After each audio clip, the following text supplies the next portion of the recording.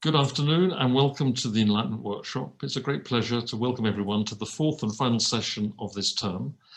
And for this last session, we're going to talk about a book actually published by the Voltaire Foundation. And something very special is an edition in 3 volumes that's part of the complete works of Voltaire, which is the core publishing project, or has been the core publishing project for the last 40 or 50 years. We're now getting to the end of this huge project, and at the end of 2021, we will have the whole of the complete works of Voltaire in print in 203 volumes. And the 2 last big texts that we're doing are an interesting contrast. On the one hand, there's a text that's very well known, or apparently very well known, the Lettres philosophiques, and the other text, which I'm now going to hold up, except you have to imagine this is in 3 volumes, not just the one I'm holding up, is Voltaire's Précis du siècle de Louis XV, edited alongside his Histoire de la guerre de 1741, the history of the war of 1741. So this is perhaps one of Voltaire's least known historical works, Voltaire's history of his own century.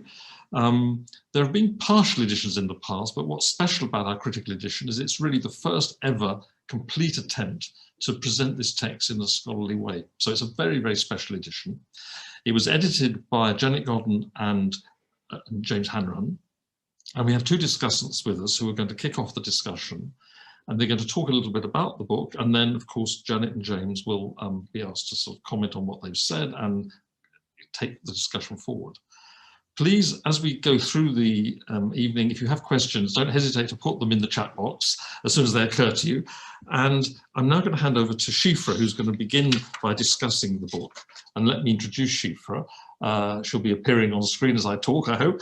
Síofra is Associate Professor in French and Francophone Studies at UCD Dublin, and also a member of the Humanities Institute.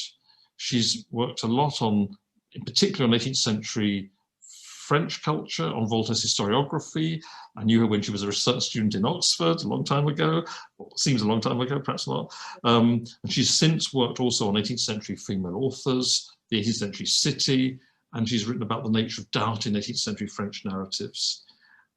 She's written a very important book, Voltaire Historiographer, Narrative Paradigms, which was published by the Voltaire Foundation.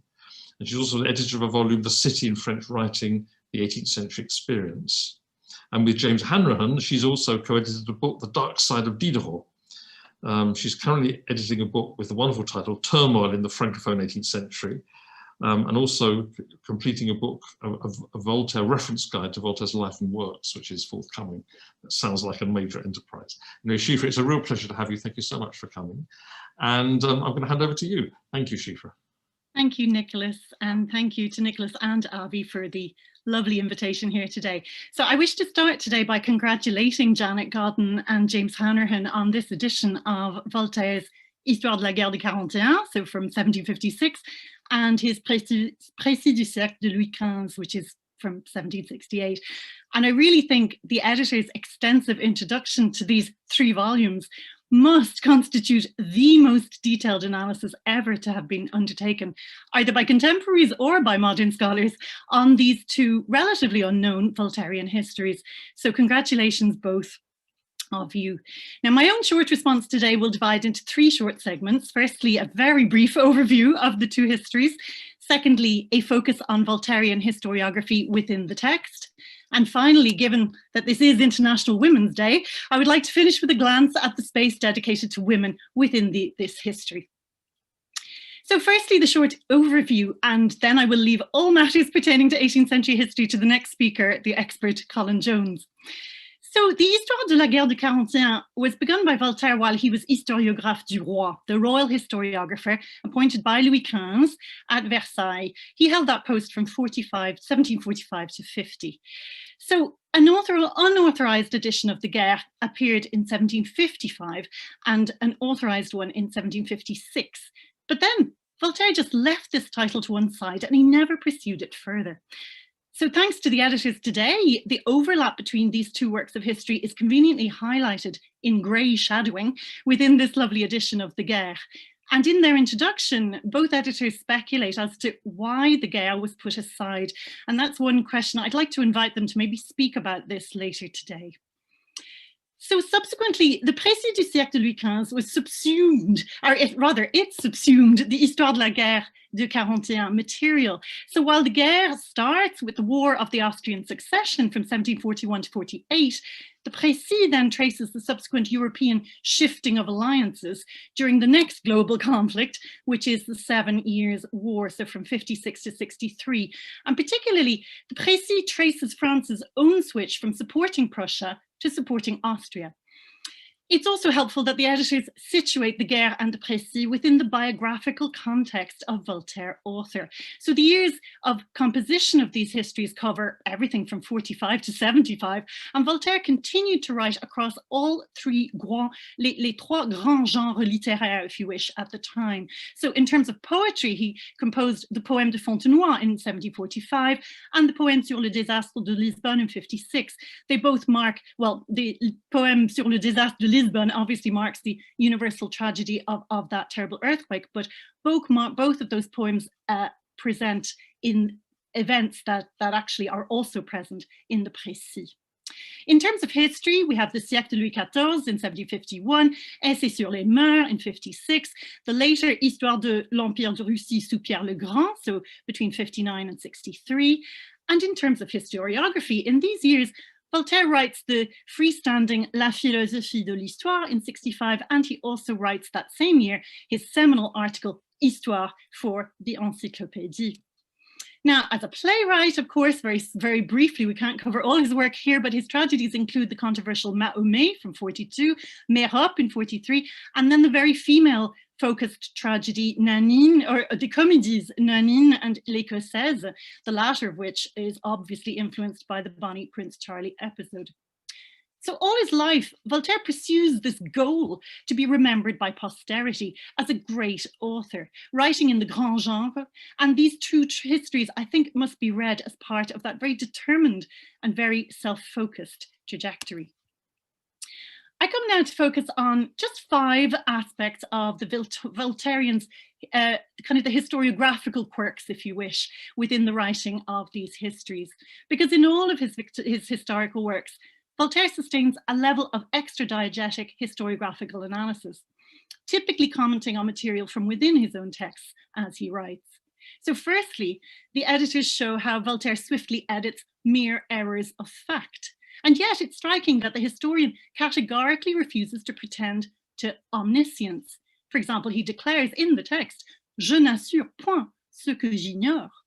I won't write about things I know nothing about. In these histories, as elsewhere, the historiographer comments on his own selections, his inclusions, his exclusions, and thus he presents history as a subjective tableau, and possibly thus destabilizes the text as a factual narrative of history in so doing. The second instance of historiography I'm focusing on today is the introduction, what the introduction to this edition emphasizes as the use of literary tropes that includes drama, pathos, suspense. There is a lovely example of this, for example, where Voltaire recounts the attempted assassination by Robert François Damiens of Louis XV. The text declares dramatically, and I quote, "Le roi fut assassiné." The king was assassinated. And this, despite the fact that all readers know that this was indeed a failed attempt at regicide. Another third instance of historiography that's worth noting is where the editors emphasize the anecdotal narrative tone.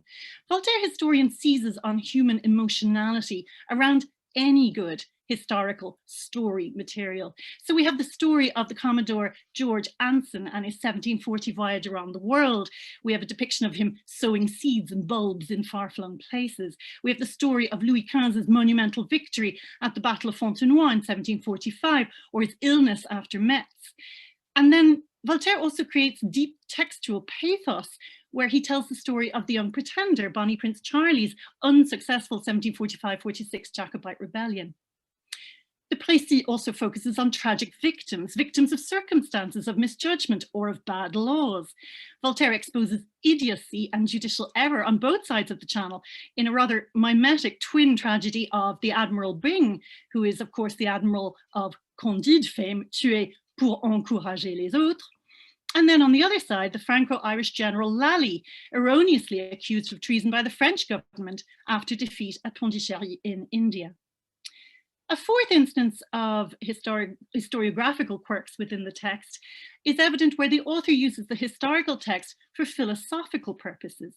Now, in modern times, the signifier Voltaire has once again recently become a controversial and a complex one. And I think it's worth noting that both of these histories evoke slavery as a moral shame. When Genoa hands sovereignty of Corsica over to France, Voltaire philosophe frames this act within the historical narrative by asking how on earth selling or owning other humans can in any way be right. He says, il restait à savoir si les hommes ont le droit de vendre d'autres hommes, mais c'est une question qu'on n'examina jamais dans aucun traité. So Voltaire thus signals that the trading of humans should be addressed at the highest international levels and made illegal within the realm of international treaties. Finally, Voltaire sketches himself as a key player in contemporary historical events. And by extension, he becomes a key character within his own histories. And we literally, in this text, we spot the writer pop into the narrative as an extra-diegetic voice, as if wishing to become entwined with the central diegesis of the historical narrative itself. Voltaire sketches himself as the international link between the Duc de Richelieu and the British Admiral Byng. Richelieu sends his written defence of the British enemy directly to Voltaire, the historian, and then the British Admiral Byng in turn sends his self-defence directly also to Voltaire. And similarly, Voltaire would later underscore that he has personally worked very closely with the General Lally. He writes, l'écrivain de cette histoire travailla longtemps avec lui. And then he would later obviously write his 1773 Fragments sur l'Inde et sur le général de Lally in his defence. Elsewhere, Voltaire is keen to underscore his intense familiarity with court life. He recounts personally witnessing the scene of faction fighting at Versailles in 1725. He was also personally present at the court of Frederick the Great, so he underscores his first-hand experience there. And Voltaire can't resist emphasizing his unique and exclusive access to the psyche of the Prussian monarch. In one instance, for example, Voltaire narrates his own importance as a historian, telling a unique story, and he says it with delicious brevity. Cette anecdote est unique. This anecdote is entirely unique. In some senses, this self-important extra-diegetic textual presence makes Voltaire read like a novelistic flashman character of the 18th century. That is, someone who witnesses all the major events, who knows, who influences all the major players in his time. However, the pop-up phenomenon does impact the work of history. It actually makes the work and its content even more immediate. So the narrative diegetic levels fuse with the ultimate result of perhaps making these histories more deliberately and unapologetically subjective ones. My final focus, given that this is International Women's Day, is focus on a reflection on the narrative and symbolic spaces dedicated to women within the Précis du siècle Louis XV. This is not something the editors have had space to dwell on particularly closely in the introduction, but nonetheless, I suggest that there is in fact a great rhetoric of equality and of admiration for women emanating from these histories. For a text that really hovers in the space of intercontinental wars, there are a surprising number of women sketched into the history, sometimes in supportive roles and sometimes in leadership roles. And I'll look at a few examples of both. So the historian loves to show how historical events depend entirely on the spontaneous and planned actions of supporting women. Many women stand out, and one of them is the Madame de la Marquise de Précis, who essentially single-handedly selects the next Queen of France, Marie Leginska. The text literally says, elle la fit reine, she made her queen. So Voltaire may deplore the Marquise's lack of delicacy, but his admiration for her energy, her female network, her dynamic and magnetic personality is clear from his flattering description of her as, and I quote, brillante, légère, d'un esprit vif et agréable. And another female figure who famously supports and in fact rescues a monarch is of course the mythical Flora MacDonald, who rescues Prince Charles Edward Stuart after the disastrous Battle of Culloden. Our editors James Hanrahan and Janet Godden mischievously suggest that this perhaps enters the realm of creative writing rather than historical writing. But this is clearly how Voltaire captures the heart and the imagination of his readers. We don't necessarily remember the detail of battles, but we do remember the girl Mademoiselle Magdalen and her poignant story.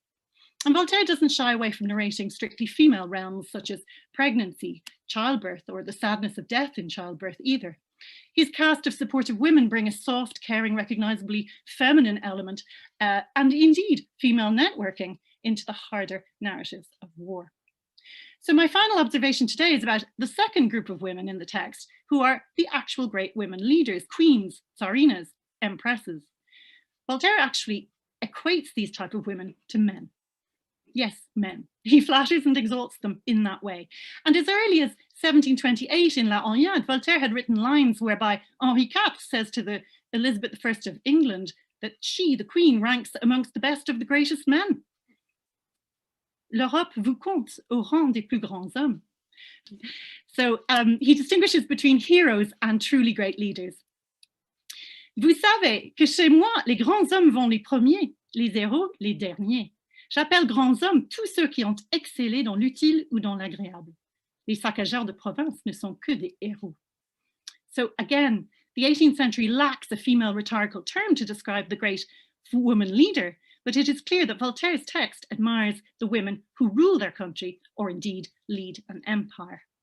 Twice he evokes the fact that contemporary Russia has recently been governed by no less than 5 women in succession. He lists them and then he repeats the amazing phenomenon. Cynics might say he wished to flatter Catherine the Great, but in fact, this message is much more focused on the absolute equal ability of women to lead their country and their people and to lead well. So now we come to my final textual focus of today, who's the example of Maria Theresa, Queen of Hungary, Empress of the Austrian Empire. Maria Theresa is not just a great politician and leader, but Voltaire notes that she invites other distinguished women to eat at her table. She's incredibly courageous against the odds. She gives a speech at Presburg with her eldest son in her arms. It's ironic but remarkable that after that speech, the Palatine soldiers will shout, "Mourons pour notre roi, Marie-Thérèse." Voltaire comments that we must fall back on the terms notre roi, or le grand homme metaphor perhaps, in order to describe the queen, who is in fact equal to a king amongst her people. Now, Maria Theresa dominates Europe from 1740 to 1780, but I'd like to suggest today she also dominates much within this contemporary work of history. Voltaire exudes deep respect and admiration for the Empress, whom he does consider one of the key players on the European chessboard, even though he did not personally speak with her or visit her court. So on International Women's Day, I leave you with the celebration of Maria Theresa as un grand homme et un roi, and I wish to once again congratulate the editors on their magnificent resurrection of this contemporary work of Voltairean history. Thank you. Síofra, thank you very much indeed. That was a brilliant overview of all sorts of problems posed by the text. And it was very nice too that you brought in the women characters at the end, even if they're really men. And there are you raised lots of really interesting questions there, which we'll come back to. I think what we should do now is move over to Colin, if that's all right, and hear Colin's thoughts, and then we'll bring together the questions you've raised and other questions for the debate afterwards. So thanks again. It's my huge pleasure to introduce Colin. Colin Jones used to be a member of the Voltaire Foundation board, so he knows the Voltaire Foundation very well. As you know, he's Professor of History at Queen Mary University of London and currently visiting professor at the University of Chicago. He's one of the leading historians of 18th century France and the French Enlightenment and the French Revolution. And he's worked particularly on the history of medicine and the history of Paris. His recent books include The Smile Revolution, 2015, and A History of Versailles, 2018. He's recently been working on one day of the revolution, but a rather special day. And his book, The Fall of Robespierre, 24 Hours in Revolutionary Paris, is coming out with OUP, I think in the summer of this year. I think that's right, Colin. He's currently working, because we've been talking a bit about it, on an amazing secret correspondence of the revolution by the Dowager Duchess of Elbeuf. And I think maybe Avi and I might be asking you to come and talk to the workshop, perhaps about Elbeuf, maybe next year. I think I know it's a fabulous subject. But for today, Colin, thank you very much for joining us. I think you're joining us from Chicago, and so thank you for being in the right time zone with us, and thanks for joining us. Over to you. Thank you very much, Nicholas, and thank you very much for the invitation. Thank you. It's very nice to be here. I really enjoyed that first session, which I think gave a wonderful flavor of the this incredible text which we have before us today to consider, and also the flavor and the sort of color which is in the text. So I'm coming in as a historian rather than a literary historian. But I mean, I would just like to say, Síofra used the word magnificent for this edition. I do actually agree. I think it's an absolutely astonishing piece of work on Janet and James's part, because it's not just doing an edition of a text. It's a text which is so complicated and so multi-layered, and in which the author's gone on for an endless sort of editings, filletings, establishing overlaps, rewritings, thinking about concordances. I mean, it's just so complicated. It must have been, editorially speaking, like sort of trying to untangle a whole pile of sort of interlocked knots and then sort of just get it in the, and at the end of the day, you think, well, the leisure demand, the sort of manual skill required is pretty amazing, but then they actually lay it out, and it's, well, I won't push the metaphor too much, but you get this wonderful piece of embroidery, which is the text. And I think it's a wonderful piece of editorial skill. The level of the competencies which the two editors bring is pretty amazing. I think that one of them must be patience, actually, to actually have done this text. That's such a complicated set of texts, and just worked it out in the way that they do, and lay it out in a way which we as the reader really get a sense, and as you say, it's something I want to come back to. We know where we are in the text, or the texts, if you like. So I'm coming to this, as I say, as a historian, although not one that particularly knew these texts before this exercise, but I'm obviously not a historian of Voltaire, but I am a historian of the 18th century. And interestingly, you know, I have written a book on the 18th century from 1715 to 1799, 2/3 of which was obviously the century of Louis the 15th. My book, The Great Nation, published by Penguin in 2002. And when I did that book, and I'm not actually now comparing myself to Voltaire, you'll be pleased to know, but when I did it, I was sort of inspired really by the inspiration, or at least the title of the Voltaire, because one of the things which was very striking about the histories of 18th century France as were then available, I think, was that the reign of Louis XV really got sort of wiped out as a political sort of framework, because so much of the history of the 18th century jumps from, you know, Louis XV's death in 1715, and then suddenly we're into the causes of the French Revolution. And most historians, when you look at the books which were available up till then, I think it's probably true of a lot of them now, do a sort of structural type of approach to account for what goes on for the rest of the 18th century, and tend to really start things going only about 1770, maybe 1750 or whatever. So I thought, when doing this book, I thought, well, that's one of the things I will try and do, is to center it on the figure who actually dominates, chronologically at least, and politically, the century, Louis XV, from 1715 to 1770s.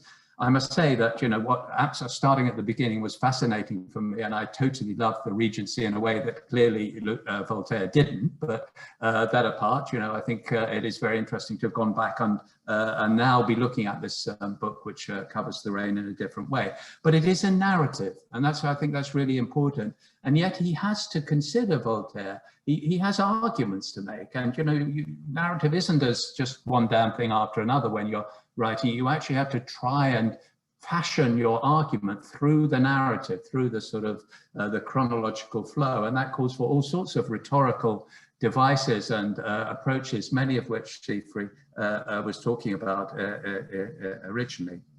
If I look back now at that moment in 2002, so I guess I was working it for a couple of years beforehand, and say, well, if I was writing it now, what would it be different? Of course, it would be different in many, many respects. The biggest thing actually I got wrong, which Voltaire got right, or as I say, I'm not making a comparison between the books, is that basically he does see the reign in global terms. I mean, I think very interesting, particularly his study of the 7 Years' War, rather less so with the War of Austrian Succession. It is a global war, you know, and this I think is very much the way in which historiography of the 18th century, and historiography generally actually, has gone since 2002. So I think going back on that and thinking of that as something which links up with contemporary concerns, the global framework and the global context of that war. And now historians quite regularly and routinely describe the 7 Years' War as really the first step in the age of revolutions. And of course, Voltaire actually does use the term revolutions for the things that are going on in the 1750s.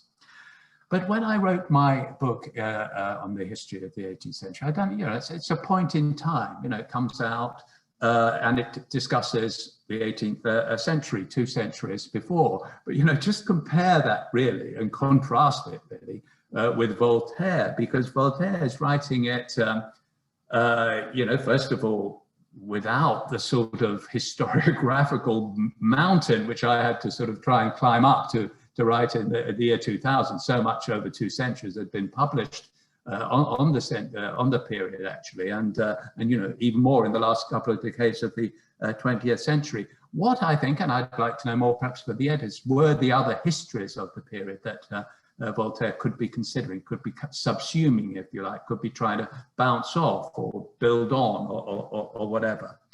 But clearly, you know, unlike my studies 2 centuries later, it is the sort of history of the present.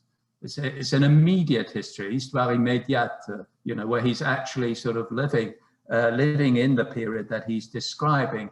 And as Síofra said, you know, he is a participant as well. Oh, I was there, we occasionally get, you know, I know that because I talked to someone who was there. That sort of sense of participating in the events in which he's talking about, which is so different, I think, than the sort of history which we can do now of the century. But the other thing I think, which is incredibly, well, it makes for the complication in some ways, is that he is speaking not from a fixed point. You know, okay, my fixed point was a couple of years, I guess, when I'm doing the research. He's actually, this is something which, as Síofra said, he starts writing in 1745, starting in sort of 41, and then is still publishing the, you know, the book comes out, the Précis in 1768, and there's a bit of addition as well. So, you know, this is a book which is not just the period which he's covering, which is moving chronologically along, but he himself is moving along over this period. So the sense of knowing where one is with these texts, I think, is rather extraordinary. It's rather like a sort of parallax effect, really, where it's not just the object that you're seeing which is moving, it's actually the observation point as well is moving. That makes for such a complex, such a difficult sort of spatial, sort of mental set of problems that I think that's why we're particularly grateful to the editors, because I think they give us of this text a sense that wherever we are in the texts, we know where we are. We have a friend, a guide, two guides to tell us where we are and sort of explain where we are. And I think also, you know, just to talk not just in terms of his observation point and what he's describing, but also I think his identities are changing as a historian. What he means by his history, in fact, is changing over this this period. So as you probably know, as Síofra said, you know, he starts off 1740s. He is the royal historiographer. No one quite knows what that is, but you know, one of the things it clearly is close to is chief propagandist or chief flatterer of the monarch. And, you know, initially he thinks of it as this is going to be a book about Louis XV's campaigns, you know, sort of Alexander the Great, Julius Caesar, something we got Louis XV, very centered on the monarch, very much, you know, going to be telling things not just through his eyes, but you know, through a sort of admiration model, which will probably emphasize his glory, you know, the gloire of battles and histories and victories and all the rest of it. And we get it, you know, particularly in the War of 1850, it is a sort of, you know, history of battles, you know, history, you know, the fact after each of the battles he does these, the big battles, he talks about the casualties, you know, so we're talking about honor here, we're talking about glory, you know, these sort of very, very traditional sorts of things. then of course, you know, by the end, he's the period when he's writing when he's publishing the 1768 edition, he's a different sort of guy altogether. He's lived through the 1750s. He's lived through Convened, you know, which is one way of thinking about war and indeed peace. And he's also passed through, as he said, the Essai sur les Mœurs, 1756, which offers, you know, not this sort of close chronology, you know, this close factual thing with the participants all sort of moving around and descriptions and pen portraits and that sort of thing. He's talking about the, you know, the sort of progress of the human mind. So he's moved away from this sort of participant, histoire immédiate sort of thing, up into the realms of the sort of philosopher, historian, the sort of Olympian heights that he's occupied. So I think this is, you know, it makes of, you know, as the editors say, it makes it the texts or texts sort of hybrid or patchwork sort of thing that we're looking at. I guess, you know, just to finish really, you know, just to look again at the point I made, you know, how do you explain things, the past, rather than just narrate it, or how do you explain through narrating it? And, you know, he's going to have different answers to that over the period in which he's actually writing, as his observation point is moving. You know, obviously, to start with, it's old style sort of chronicle, you know, one damn thing, one damn victory after the other, if you like. But, you know, you soon realize that it's a much more artful exercise as well. And I think, you know, what I think the editors bring up, but also Síofra's talk as well, the importance of the colourful, particularly colourful, get people involved, interested, amused, anecdote. The anecdote, I think, the sort of little story, you know, that just sort of pulls you in, but also offers a sort of explanation which you perhaps hadn't thought or thought possible. He's very much seeming to, you know, even though he's floating above and by the end in these sort of the realms of the meanings of the past, he's very much sort of trying to resist a religious model of a providential model of human affairs. And he puts the pin in the, he punctures that sort of version by this emphasis on anecdote. You know, I think it was Pascal who said, wasn't it, that if Cleopatra's nose has been shorter, then the history of the world would have been different. And this idea of the counterfactual, you know, I think is very much Voltaire. You know, so Charles VI dies at the wrong moment because he's eaten too many mushrooms or something like that. So I think that's sort of Cleopatra's nose sort of thing. You can even say in Voltairean spirit that if Cleopatra's nose hadn't existed in the 18th century, Voltaire would have had to invent it. So that sort of sense of counterfactuality, I think, and sort of anecdote and just the unusual fact, sort of puncturing this thing, gives this this whole text a sort of interest, draws you in, and makes you admire, basically, a piece of narration which it also has so much explanation and so much philosophy to offer. Thank you. Colin, thank you very much indeed. That was a fantastic view of the text. It's interesting, but you came at the text obviously differently from Síofra, but you both thought that it was incredibly vibrant and vivacious, which is true, isn't it? It is an amazingly, well, it is an extraordinarily sort of vibrant piece of writing, actually, in the use of anecdote, which is, it is very remarkable. I think, yes, I'm very taken too with this idea that Voltaire is not just writing contemporary history, which is different, of course, from writing the history of the past, but he writes it over such a long period, so that it is jumping from one moving vehicle to another, so that history is changing and so is he. So you have a very complex text in multiple dimensions. I think that's a really interesting, I think that's as you said that, it makes various thoughts I'd had about the text suddenly come into focus. It explains why certain things are hard to pin down. So, well, these are fantastic questions, which we'll come back to. And first of all, can I say, I'm now going to introduce Janet, but before I do that, can I just say to everyone listening, please do send in your questions. Don't wait in case you forget them. So as you think of questions, please put them in the chat box. And then when we get to the end of the responses, I'll be ready to field your questions on your behalf. But it's now my pleasure to introduce Janet, who with any luck will appear on the screen as I say that. Janet Godden is trained as a historian and has worked for a very long time at the Voltaire Foundation. And for the last 2 decades, has been my deputy running the complete works of Voltaire. So without Janet, we wouldn't have completed the complete works of Voltaire. It's a huge pleasure to have Janet here today.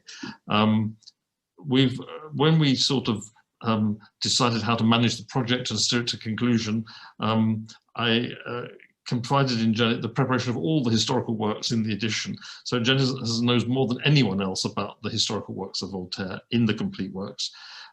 She was a major figure running the edition of the Essais sur les Mœurs. She's edited lots of the individual texts herself. So her collaboration with James on this edition is just the last of a long series of her works on Voltaire's history. Janet, it's a huge pleasure to see you. And I'm inviting you to perhaps respond to what Síofra and Colin have said or present your thoughts about the edition. Over to you. Thank you, Nicholas. And we're grateful to you and Avi for including our edition in this year's workshop programme. And thank you very much, Síofra and Colin, for your kind words and the interesting points you make that we'll try to address as we go along. These volumes probably haven't reached the shelves of university libraries yet. And if they have, readers have probably not been allowed in to read them, which would have been a novel situation for Voltaire, whose books were more generally banned than his readers. So I will first outline the very complex genesis and programme of our 2 intertwined texts that Colin and Síofra have alluded to, and then say a few words about the little-known Guerre de 41. And James will then be talking about the Précis as a whole and its place in Voltaire's history of modernity. The Précis developed over several years, weaving together 2 large strands as different as chalk and cheese, and the first strand is the Guerre de 41. And this writing of the Guerre was sparked by Voltaire's appointment as historiographe de France in April 1745, and it wasn't his first choice of honour, and when first offered it, he could see a long way down his nose at it. But then in May, France's victory at the Battle of Fontenoy and the success of his own poem on the subject provided him with a ready-made opportunity to practice this new métier. This much was sheer serendipity. A major attraction of the appointment in the first place had been the status it would give Voltaire as a serious writer of history. But at that point, in 1745, the epic Essais sur les Mœurs, source of the eventual second strand of the Précis, was no more than a plan with versions of some early chapters published in the Mercure, and its sequel, the Siècle de Louis XIV, had been dormant since 1739. The immediacy of the Guerre, therefore, promoted it to the front burner of Voltaire's historical writing, and the Campagne du Roi, covering the King's victorious Flanders campaigns of 1744 and 1745, was completed by early 1746. Much of the second half, covering the rest of the war, was probably drafted in late 48 to 1749. All 3 texts, Actif Guerre, Dormant Siècle, and Embryo Essay, were affected by the disruption to Voltaire's life and work caused by his move to Berlin in 1750, and all 3 came to fruition, if only partially, in Berlin in 1751 to 52. But when in the spring of 1752, Voltaire sent manuscripts of the Guerre to influential advisors in Paris, hoping to put out feelers for the publication of at least the Campagne du Roi, cold water was thrown on the idea.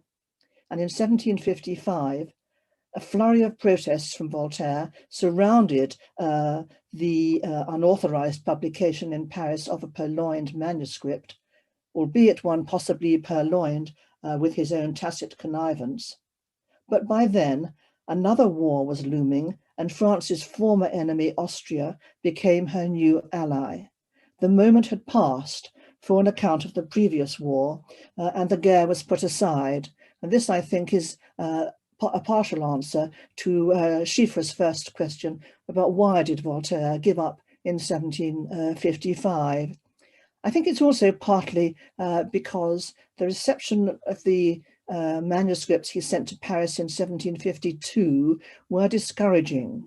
and too many people that Voltaire would have liked to impress felt that he had done too much to praise his own friends, notably Richelieu, and reduce the important part played by people on whom he was not on such good terms, such as the Maréchal de Saxe. So returning to the Essai sur les mœurs, originally entitled Essai sur l'histoire générale, this mammoth history was first mentioned by Voltaire in 1742 with the subtitle Depuis Charlemagne jusqu'à nos jours.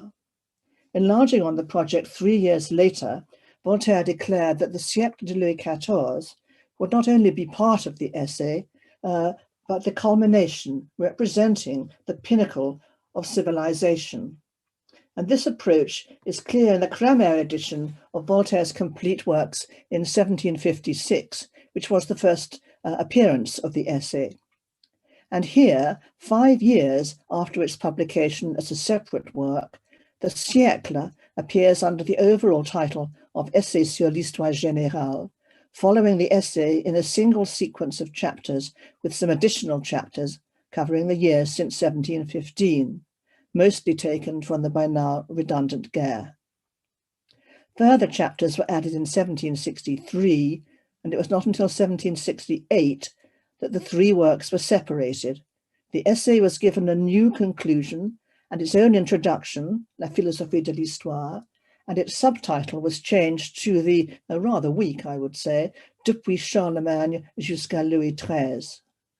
The siècle floated free, and the remainder of the Guerre was merged with the existing post-1715 chapters to create the Précis du siècle de Louis XV. A few further chapters were added after the death of Louis XV in 1774. This was the state of the Édition encadrée of 1775 and remained the definitive text. Enter the current edition of the complete works of Voltaire. Though even here, the original planning of the Oxford edition in the 1960s omitted the Guerre as a separate text.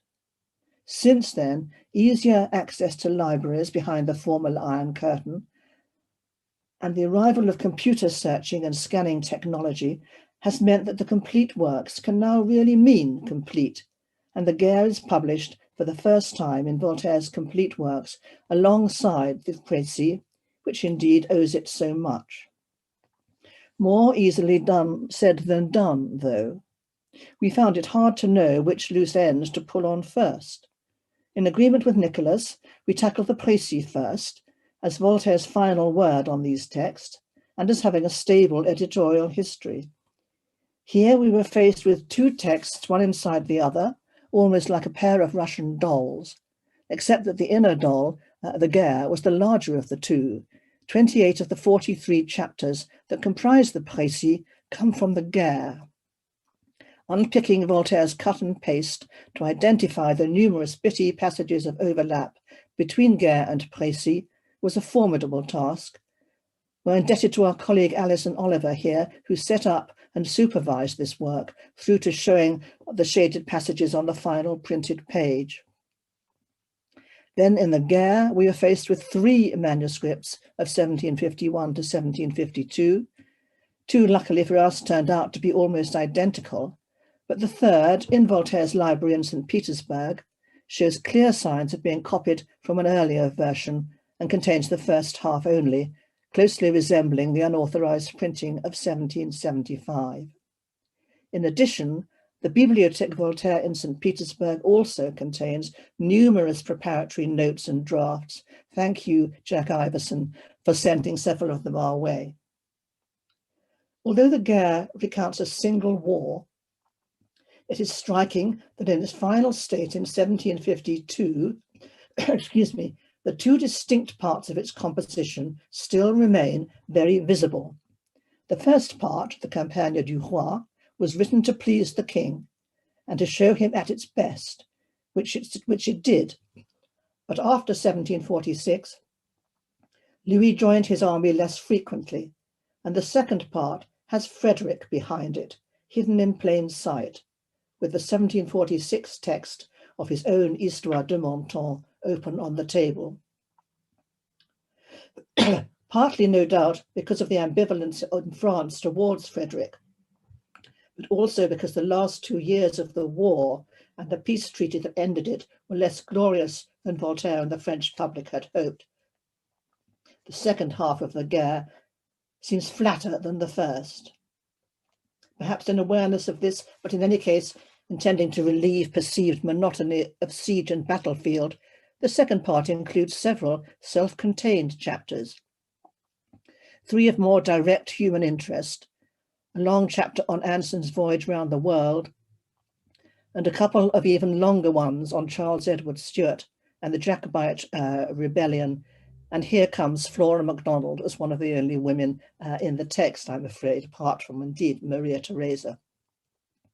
2 others at the end of the text, 2 other chapters, epitomise the colonial struggle in Canada and India in the 1740s. Despite the broad appeal of Bonnie Prince Charlie and the perhaps disproportionate space he occupies, the guerre was not written primarily for the literary educated public that had praised the Poème de Fontenoy, and for whom Voltaire's other histories had been designed. First and foremost here, Voltaire has in mind a predominantly court and army readership.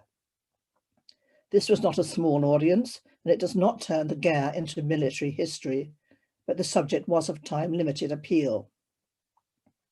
And finally, the text is written in the voice of the historiographer.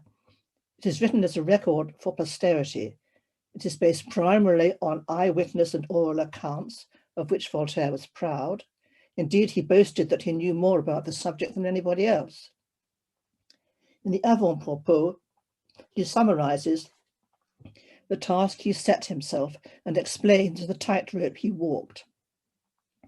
Il est utile de savoir la vérité de ce qui nous regarde, he writes, difficile de la démêler et dangereux de la dire. So he relegates what happened clearly, he relates what happened clearly, comprehensively, and with little personal comment. There's little military detail. It is as accurate as it can be, and it is impartial, something else Voltaire was insistent about. We recognize his sureness and lightness of touch, but rarely hear his point of view. The narrative is enlightened by anecdotes, but almost anything expressing an opinion is attributed to someone on the scene in indirect or sometimes direct speech. It is a straightforward chronological account with none of the enigmas that characterize the Précis text. But despite this picture of perhaps rather solid worthiness, the guerre is a fascinating text. It's certainly a part of the history of Voltaire's time, although it does not contribute to his history of the esprit humain, and it stands apart from modernity. Melding this into the surrounding Précis with its quite different historical purpose needed the skill of a Voltaire, which luckily it found, of course, and this is what James is going to talk about. Thank you, Nicholas.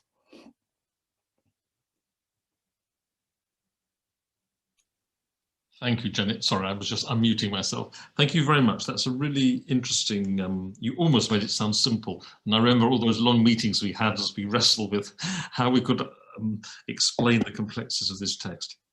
I think it's probably right to say, isn't it, this is the single most complicated text or texts in the entire Voltairean oeuvre. I think in terms of the genesis, I don't think we ever had to grapple with anything as hard as this. I think it is extraordinary.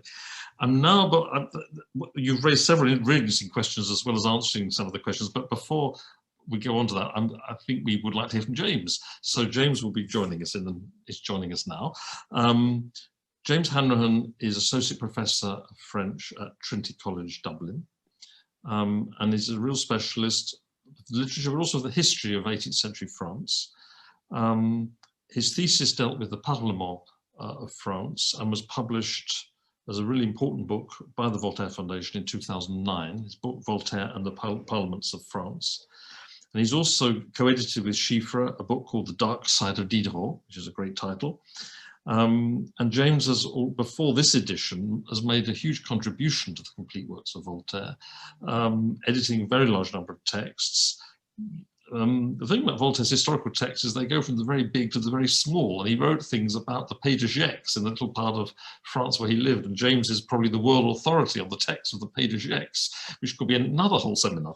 But now I'm handing over to James to sort of perhaps continue where Janet left off and respond to the questions, please, and also think about your experience of the text. Thank you. Thanks very much, Nicholas, and thanks to you and Avi for inviting us to this session, and also to Síofra and Colin for their very generous comments and for the time they've taken to read the text. It's 3 volumes of text. I think when we started out this process, we never expected that we would be publishing this as 3 volumes. I certainly didn't think that when we were sitting around those pints of Guinness in Dublin in 2012, Nicholas, and when you produced at the right moment the contract for the critical edition of the Précis. But yeah, that's where we are. It's been a long process, and I suppose it's good to understand how, or to see how Síofra and Colin, who are, you know, some of our first readers outside the Voltaire Foundation, have recognized the complexity of what was involved in this process. It was really a complex editorial process, and it was one that I suppose I continued to, Janet and I continued to have questions about ourselves as we went through it, because in a way, I think our edition of the 2 texts together, a double edition, is it doesn't really follow the standard way to do critical edition within the OCV, within the complete works of Voltaire, because just because of the complexity and the relationship between the 2 texts. I mean, just to put it in terms of figures, what you have with the Guerre, that text represents 54% of the Précis. Okay, so when you're reading the Précis, 54% of that text, in terms of, you know, word count, let's say, or line count, really, is taken from the Histoire de la Guerre de 1741. And then at the same time, that Histoire de la Guerre has to be reduced by 42% itself in order to be inserted into the Précis. So you have this very close relationship between the 2 texts. I think the other thing that's important to think about, and one of those questions that just constantly came back to me when we were going through this process, is, you know, how do you deal with the Histoire de la Guerre de 1741? It's important to remember, first of all, that no edition of this text in its complete form was ever overseen by Voltaire in his lifetime. And in fact, the first edition of it that was actually published was in the 1970s. Jacques Morin, who did it in the Gallimard series. So we had a text which was, I suppose, you know, hidden from view for so long, but yet at the same time, it wasn't a text that was hidden from view or forgotten about because Voltaire himself didn't think it was important. In a way, you can see in his correspondence, you can see in the way he's prepared the text, and even in the way Janet describes it just there, that he spent a huge amount of time and energy on this text and dedicated a lot to creating this coherent narrative, which was, as Janet has said, quite different from what he had done in his other historical works. So first of all, there's that. I mean, how do you deal with that, let's say, as an editor in the 21st century? And particularly when about half of that text is actually comes into or forms part of another text, which everybody remembers and everybody recognizes, even if it doesn't receive a huge amount of attention, but which was overseen by Voltaire in his lifetime, and which was published under the title that we see it published under today. How do you deal with those two things? So what we had to do really was, the image that I would use in talking about it would be that we had to almost take a cross section of the Précis in order to understand it. And I think that our approach was really dictated by our desire to see an opening up of these two texts. First of all, I mean, the Guerre, because it had been so, had not really been known and had not really been published and had never received the critical edition treatment before. And then the Précis, because it had sort of been seen as something that was of lesser importance to the siècle, and also slightly derivative in the sense that half of it had actually come from another text. So what we had to do really was set about presenting this cross-section of the text and see how does it understand. I mean, we could have taken the Précis and we could have looked at the Précis and just analysed that text as we see it today. But in a way, in order to really understand the text, we had to see it as this patchwork, which is the term we use, and which Colin mentioned there. That we had to see it as a patchwork in order to understand it, in order to understand how it had developed over this period from 1745 all the way up to 1778, in fact, when the final changes were made to it. So for that reason, we begin with the Guerre, an analysis of the kind of the background and how that came about. And then when we move on to talk about the Précis, in a way, we've already described a lot of it by describing the Guerre. So you can't reproduce that. So instead, what we do is we start to, what we really focus on is how the Précis develops what had appeared in the Guerre, and analyze that as we go along and do it in a chronological way so that we see the different elements in this patchwork, that we see how they are quite different, and they are very different when you look at how the text develops. Just maybe to bring in, I mean, I don't want to go into too much detail on how that happens here, because it's just so complex, the relationship between individual chapters and how they change over time. But it is at the same time a very interesting history of which shows you really how Voltaire thinks as a historian. That's what I think is great about these texts, that their difference but yet their relatedness reveals these aspects of Voltaire as a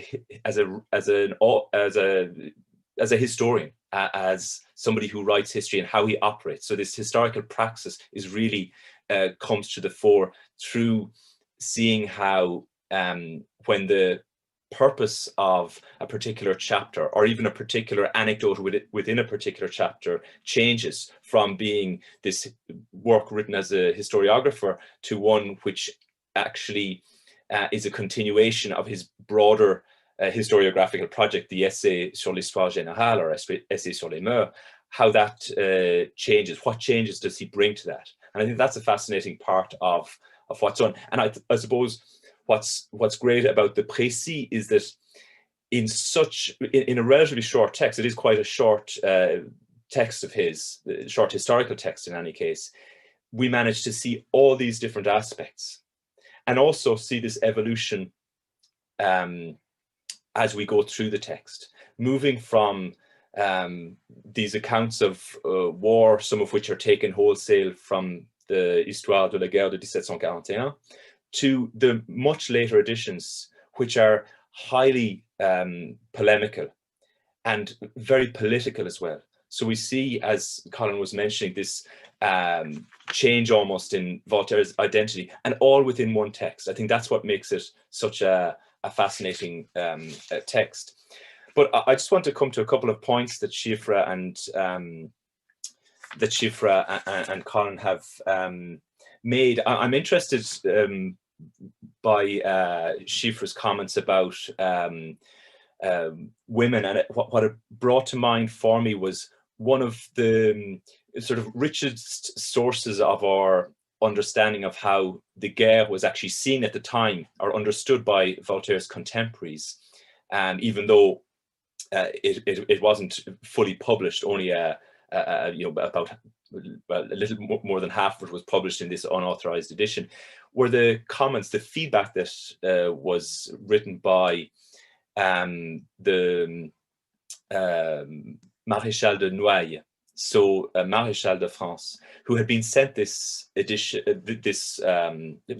a sort of an early state of the text, and wrote a very detailed comments on it, page by page, pointing out factual errors, and then gave a general assessment at the end. I should point out actually that it's thanks to Rogerio Sciutto, who located this in the Archives Diplomatiques in Paris, that we owe this, but very interesting reflections. But one of then when he's finishing off, he sets out these broad general comments on the text. He talks about how the text is not really military history, because that seems to be what he was expecting, that it would be of no use to military men, that it contains too much information or points of view that would seem to support the pretensions of France's enemies, which is to say that it is objective,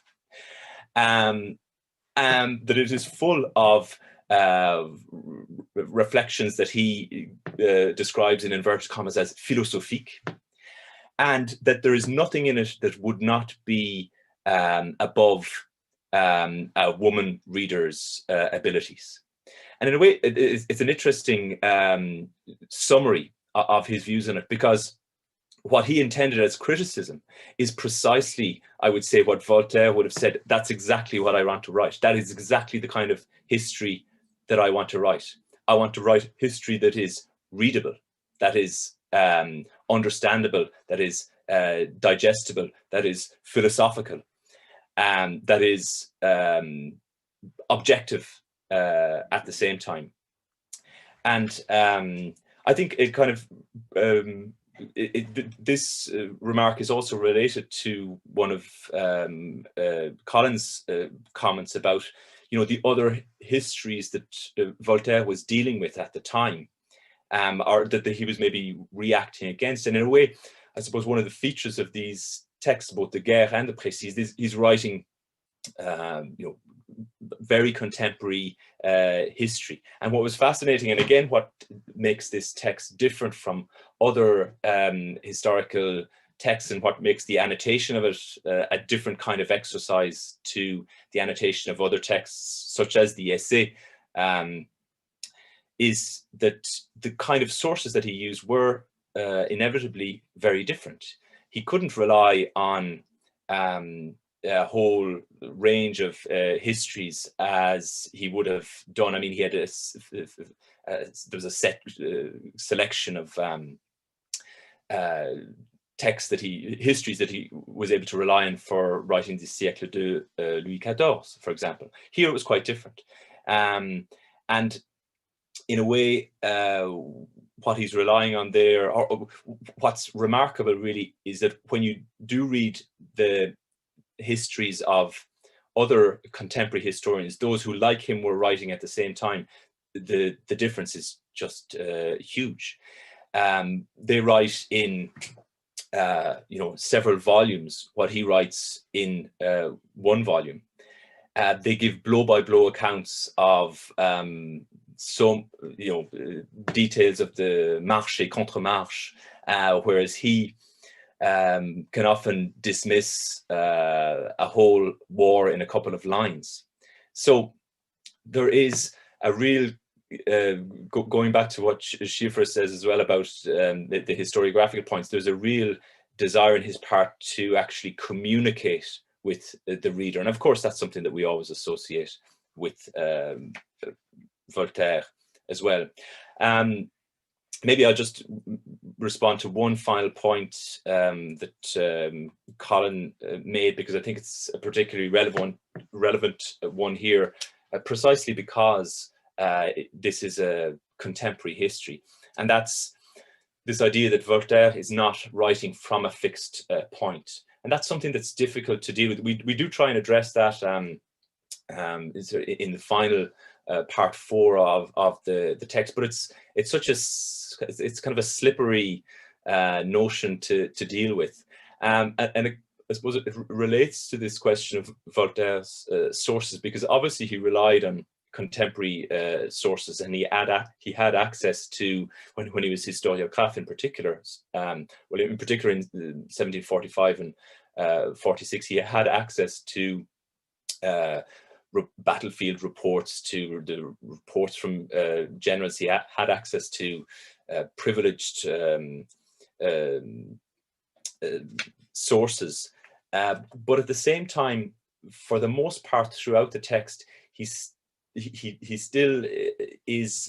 usually fairly distant, and when I mean fairly distant, maybe 3 to 5 years from what he's describing, which means that he is generally able to bring a certain, I suppose, what you might call a historical perspective to these very recent events. I think the only time where you see that slip is really in the very final additions that he makes to the Précis, which he only writes in, let's say, the 1768 and includes in 1769.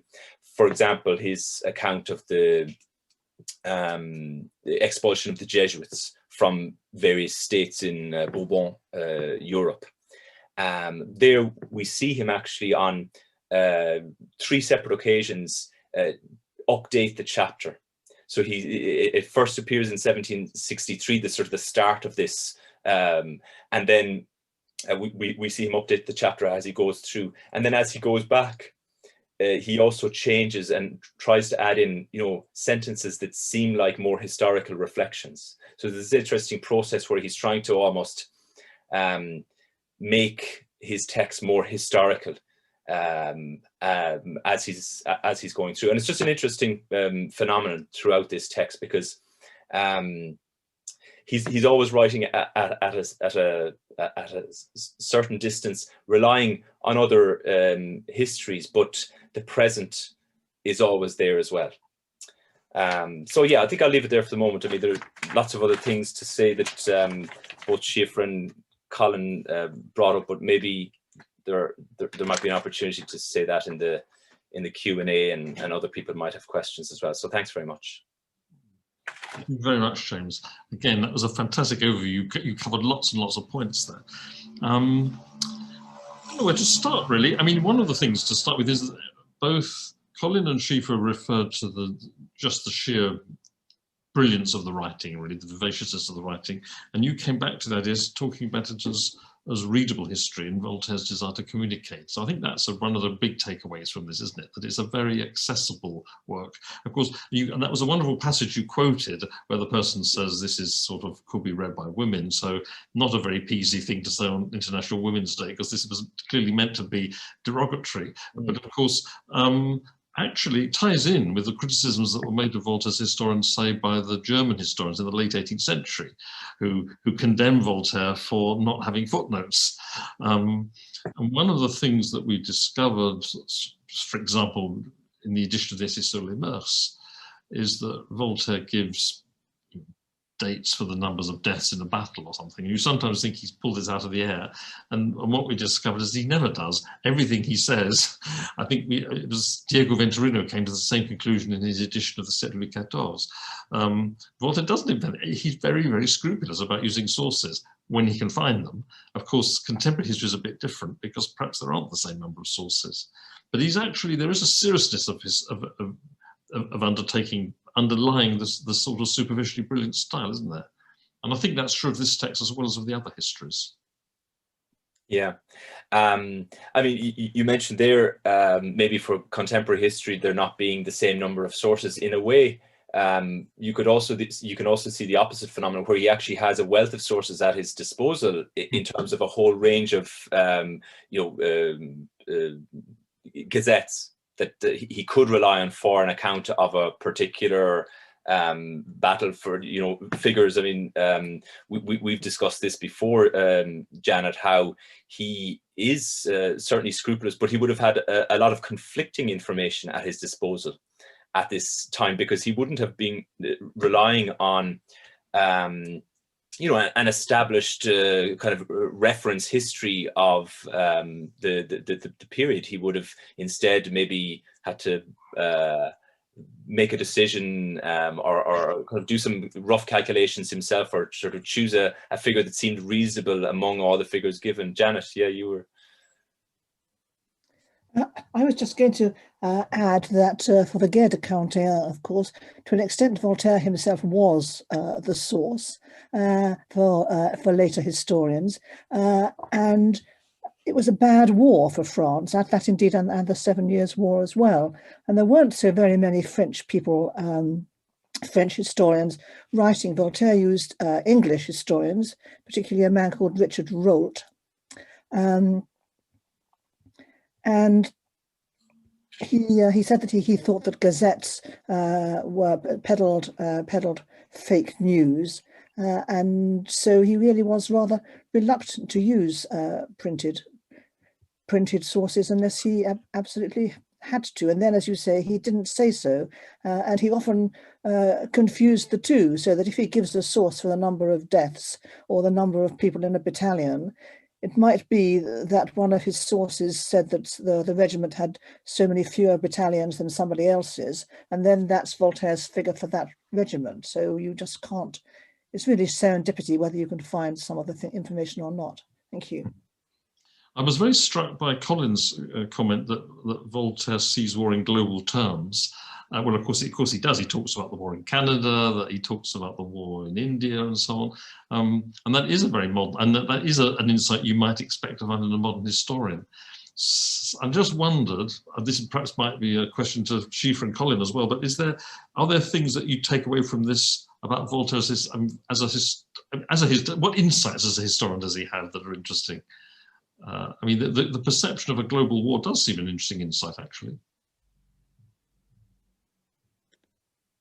Maybe I could jump in there just to say, I'll let Colin answer the perception of the global war discussion, but certainly as I perceive Voltaire, he writes these histories, and I'd love to know if James and Janet agree with me, but as a European, and I know we've talked a little bit about his maybe distance from the subject, and I wonder if that's really because, I mean, he's physically abroad or in exile, or he's not centered in Paris in these years. And I wonder if, certainly for me, that influences how he writes and what he writes, and probably also influenced what he had access to.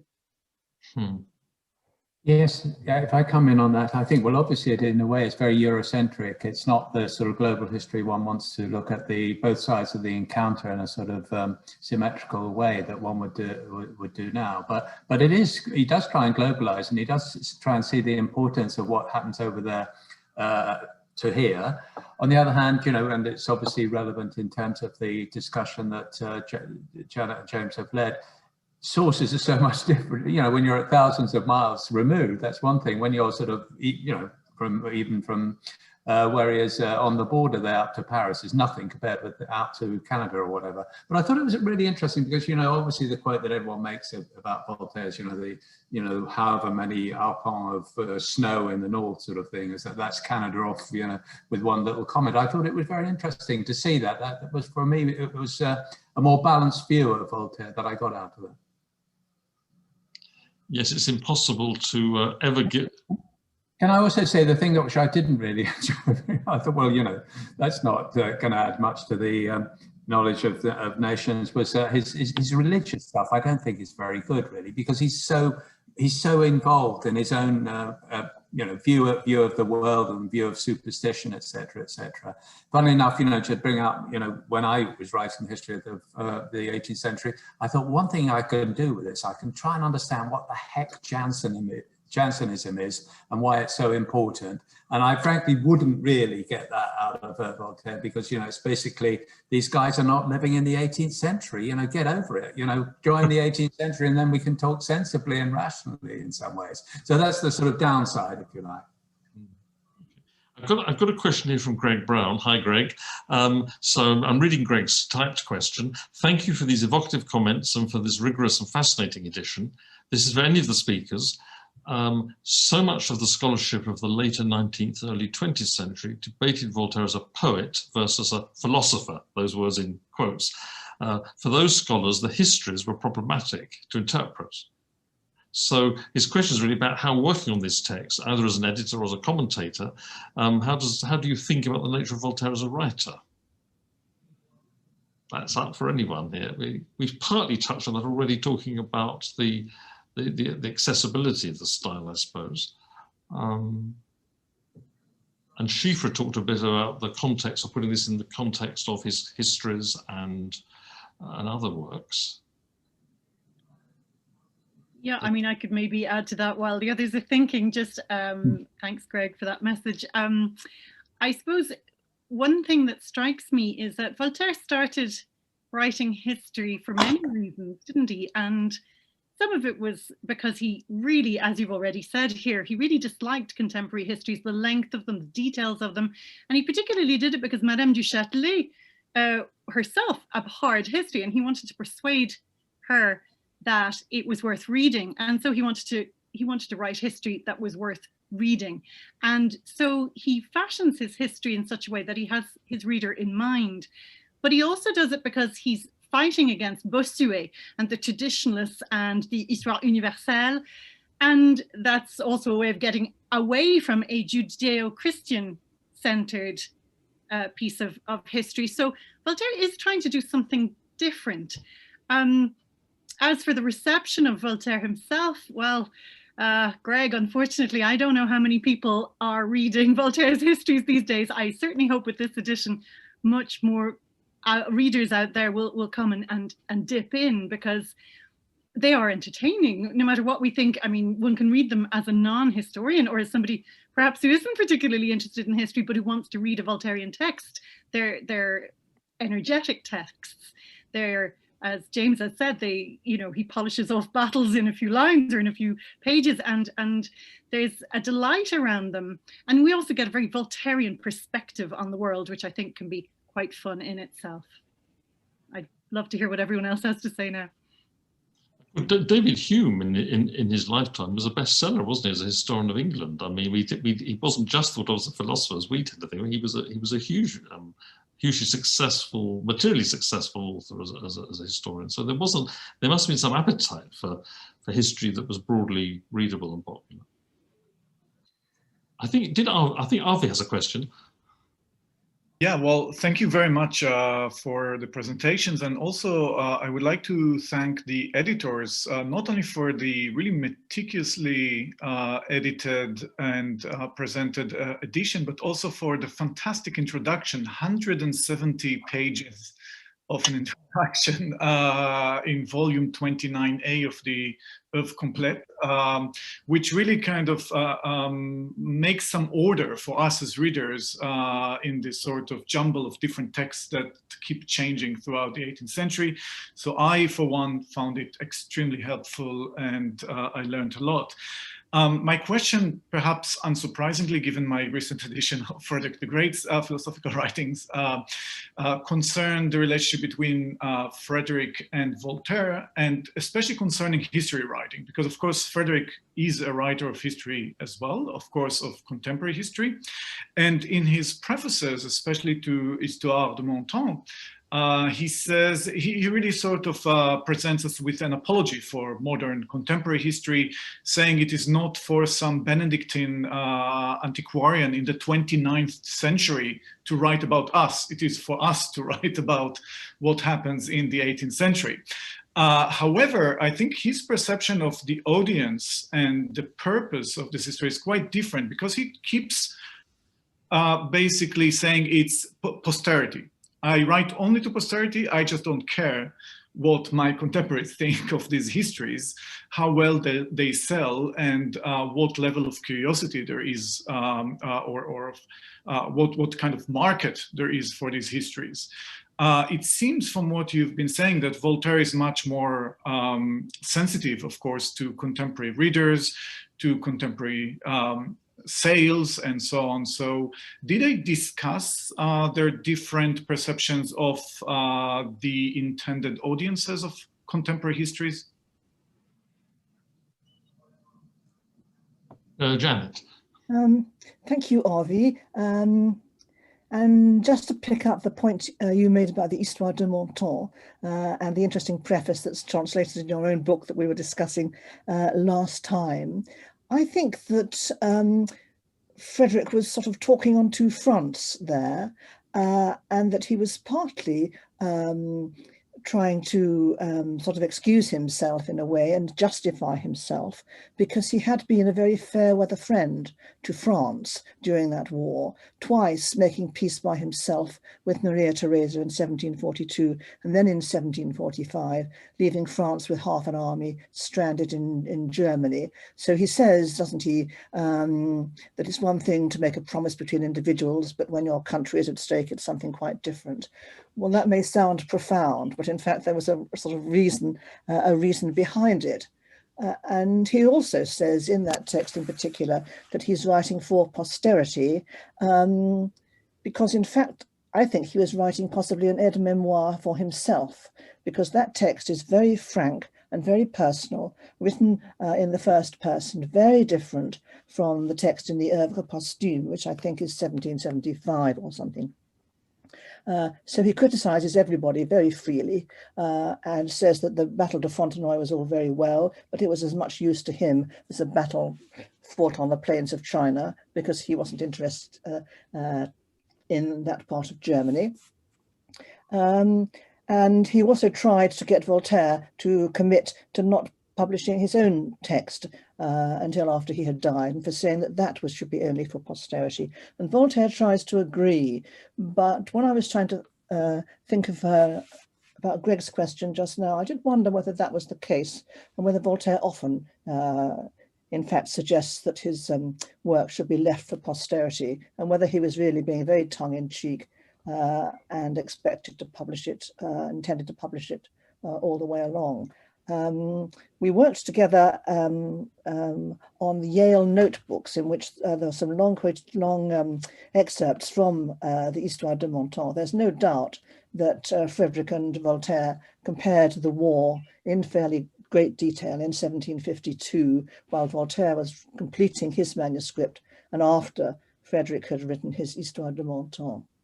Sorry if I've gone on for too long about that. Which is also, of course, the moment when he only just published the siècle Louis XIV. So, I mean, it is extraordinary how Voltaire keeps all these different things going in parallel. It's amazing. I've got another question, if I may, from JB Shank. So, greetings. Hello, JB. And JB's listening from Minnesota. He says, thank you for organising this wonderful series. I have a general question, and I know that I hear Greg has already asked this in part, that any one of the panelists might like to answer. Colin mentioned the opacity of Voltaire's position as royal historiographer. And there is also Voltaire's stated dream of being the modern Racine, i.e. a great playwright. To that, we can add his identity as a new kind of philosophe. So my question is what your panelists think the persona of Voltaire historian meant to him, or Voltaire historien. What did it mean to him?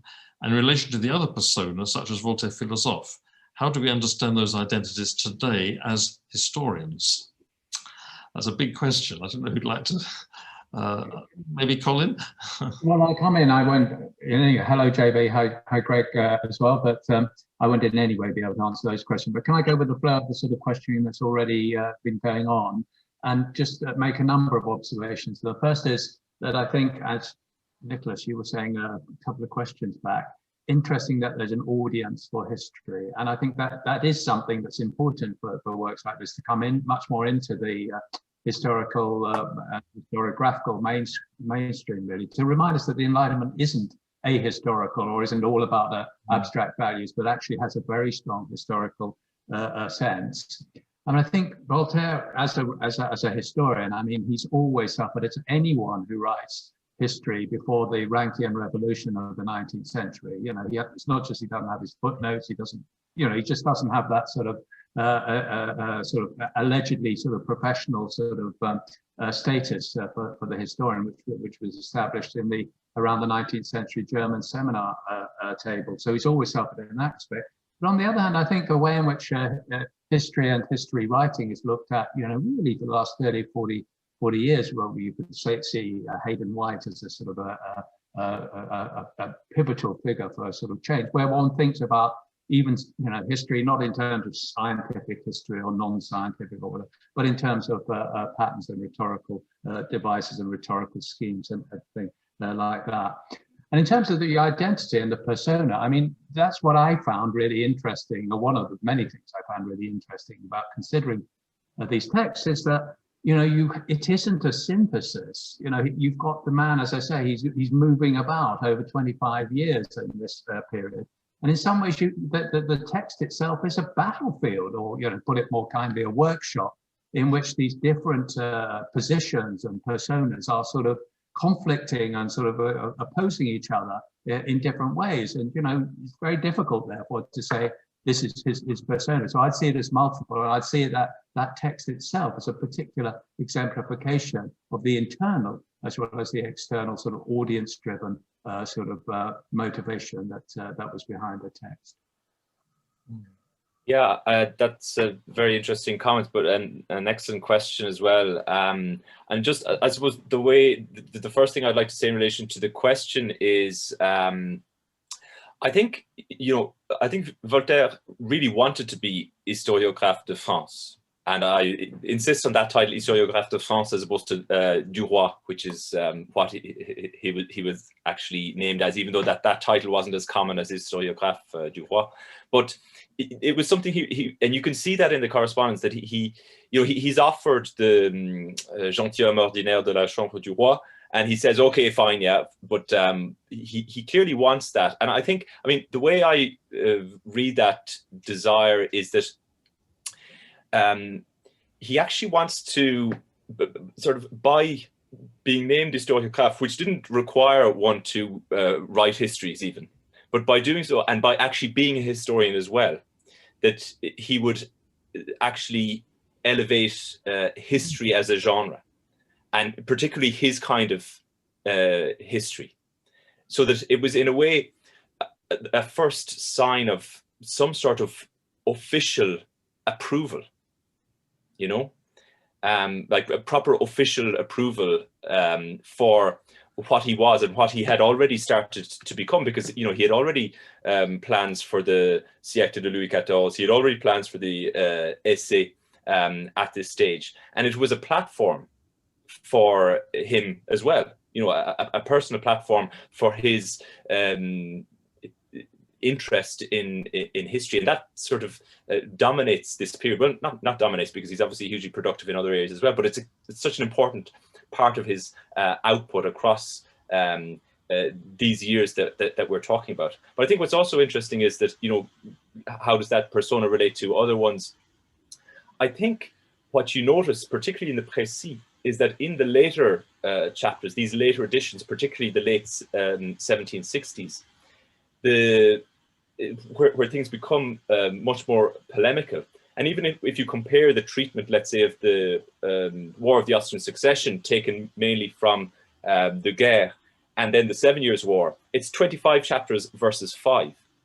It's almost like he's lost interest in, you know, writing history for its own sake, and the history itself has started to become a vehicle for his sort of broader, you know, philosophical desire to écraser l'infâme, you know. So there's, I think you can see that phenomenon to a certain extent, even though in the way he writes those later chapters. They're quite different. They bring in a lot of polemical aspects. And what's interesting actually is that, you know, one of those chapters he actually self-plagiarizes. It's one of those chapters is actually 3 chapters from his commentary on Beccaria. you know, so 3 chapters just brought in wholesale. Oh, that'll be my chapter now on justice, and it turns into this call for reform. Similarly, half of the chapter that discusses Lally, whom Síofra has already mentioned, it's almost like a judicial memoir on his behalf that stands up there with anything he wrote on behalf of Calas. So there's almost this sort of merging on the one hand of the philosophical with the historical in the Précis, but also at the same time, and interestingly, you know, several of these texts around the late 1760s, you know, from the Dictionnaire philosophique onward, second half of the 1760s, that bring in a huge amount of historical, a historical approach to his cause for religious tolerance. So there's almost this kind of like this merging or this overlap of the historical and the philosophical in the late 1760s, I think.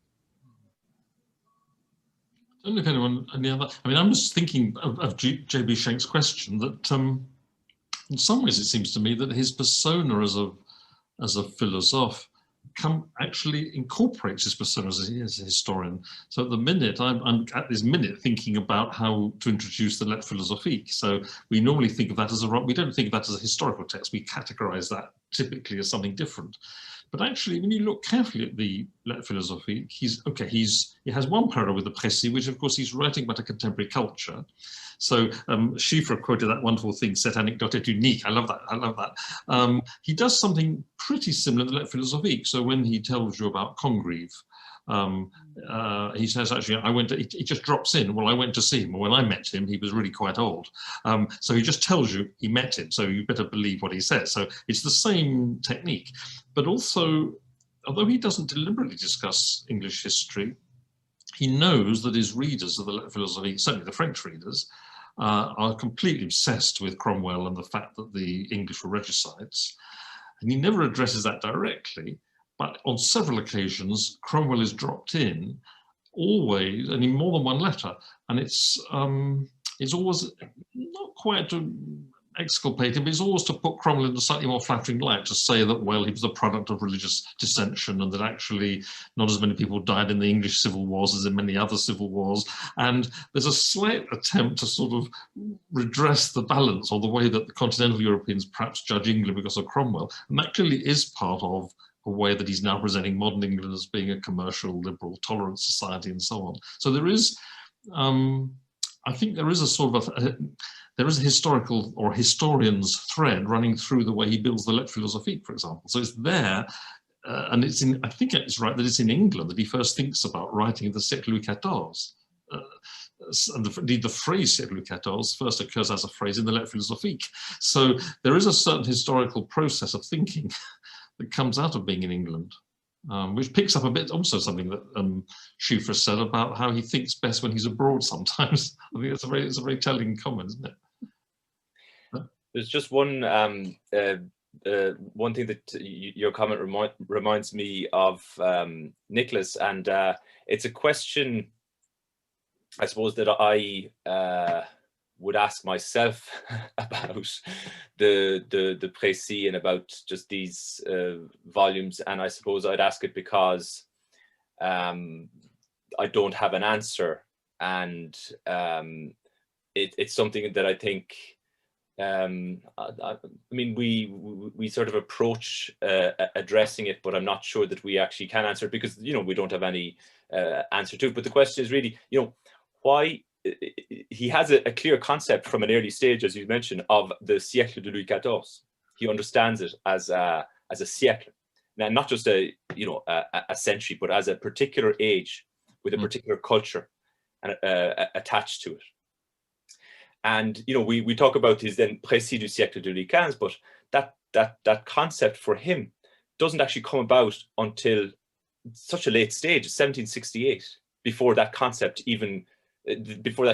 comes to him, a siècle de Louis XV.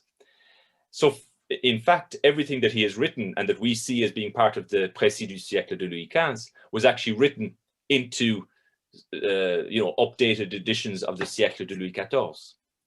And you know, in the preface to his I can't remember if it's the first edition or if it's a 56th edition of the siècle, he explains this as saying, well, you know, because all of these changes which have happened under Louis XV, there were things that started under Louis XIV, and therefore it's sort of like the culmination of that. But that concept of a siècle, a particular age with a particular culture, doesn't come to him. And the question then, I suppose, is, well, why does it come to him at the very end of the 1760s? You know, is there actually, for Voltaire, a siècle de Louis XV? Is there this discrete culture which has emerged under, you know, as part of this age, and that distinguishes it from what has come before, or not? Or is this simply, or is it the case that at this stage these continuous additions to the siècle de Louis XIV actually take away from the siècle de Louis XIV as a unit, as a kind of a historical moment? You know, so, you know, there are that's something I'm not is a very hard question to answer, because there is one big difference, which is that Voltaire is hugely proud of how he says at one point in one poem, I was born in the century of Louis XIV. That establishes his birthright. He never really likes Louis XV, does he? We can't go into this now, sadly there's not time, but I mean, there is a real problem that actually he has a very tense relationship. He wants to be loved by Louis XV, and he never is. So that's part of the problem.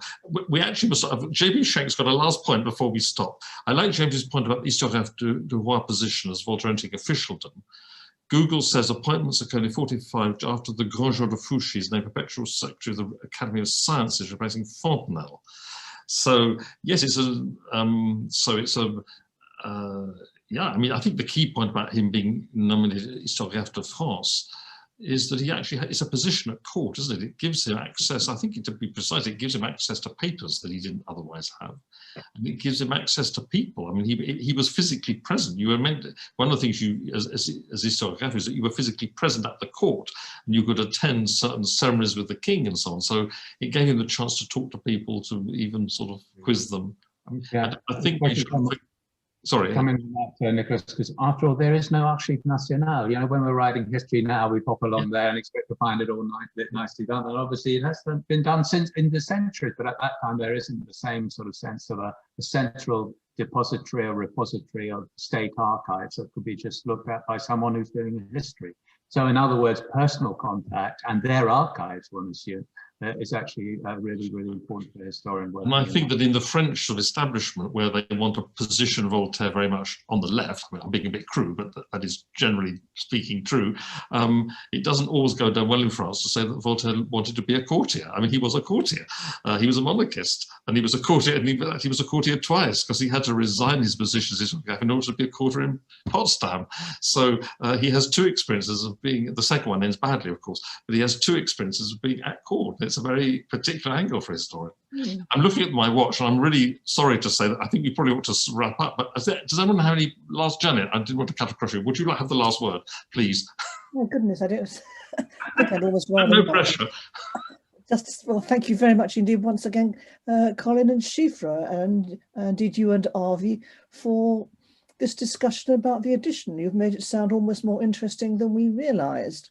And it's true that we did begin on our very first week almost by saying, what does this say about the siècle? And it was still the very last question. We don't know at the end. I just want to say, to finish with, that all the editions we produced in the Voltaire Foundation, it's all the effort of huge teams and lots of help from lots of people. And before we close, I do want to say thank you especially to Dr. Alison Oliver. She was the research editor on this edition and worked alongside James and Janet and had a huge hand in the excellence of the final product. And I know Alison's listening. She didn't want to join in with me as a question master, but thank you, Alison, because you played a big role. Yes, thank you, Alison. Thank you, Alison and James. Thank you very much, Colin, and thank you, Síofra, for all the time you put in preparing this. It's a mark of a good session. There are questions just coming in, which I'm afraid I'm not allowed to pick up now. So it could have gone on much longer, and that's really a sign of how much we've enjoyed it. Thank you very much, everyone. And we'll continue in another term. Good night.